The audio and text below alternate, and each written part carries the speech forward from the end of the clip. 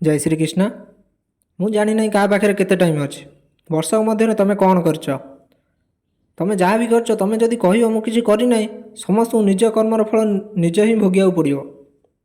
जिते year start होता आम कही था आहरी वर्षे बढ़ी पुणी कही था 8-9 मास आहरी रही आहरी 5 मास रहा एवं तो 3 मास रहा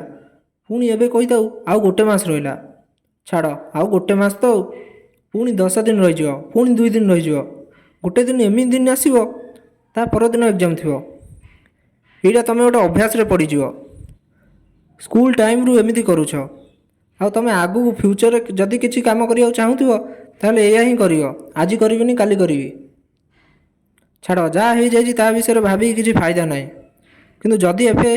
जदि एबे आपण पाखे टाइम अच्छी आती दिन तुम पाखे रही से दिन 100% दे दियो। कारण मु मोर समय गोटे कथा ऑब्जर्व करी एग्जाम रे जदि 10 दिन बची से 10 दिन जदि तुम मैंने मन लगे पाठ पढ़ो ना भल परफॉर्म कर से 10 दिन को 100% दे दियो।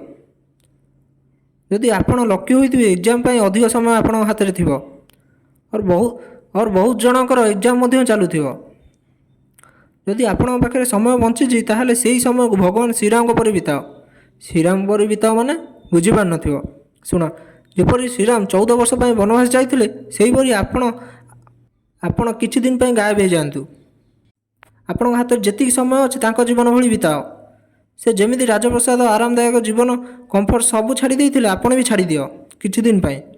मजा मस्ती कंफर्ट जोन सोशल मीडिया सब छाड़ी दियो गोटे दिन में गोटे घंटा एक्स्ट्रा बाहर कर। जदि 8 घंटा शोला ताहले 7 घंटा शुओ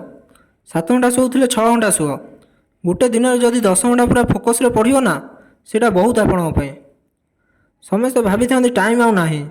पढ़ी केमी सबू बाहाना तुम थोड़ा तो भाविकी देख खाली टाइम ही टाइम मोर काम आपन कहवा काम किंतु तुमर आज जदि भल कर्म कर ताहले काली घरे बसी भल फल पाइब। तुम जदि समय को नष्ट कर दिन आस समय तुमको नष्ट करदेव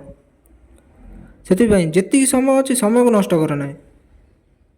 जदि बही टोटाल न पढ़ी पार्छ ताहले से समय जी पढ़ी पार पढ़ एग्जाम हले खाली बसिया अपेक्षा किसी तो लिखिपार फेल हवा बदल पास तो हो पार तुम जी आशा कर रिजल्ट ताठार अधिक आसो। यही समय पढ़ेले आउ थे मिलनी से चेष्टा कर।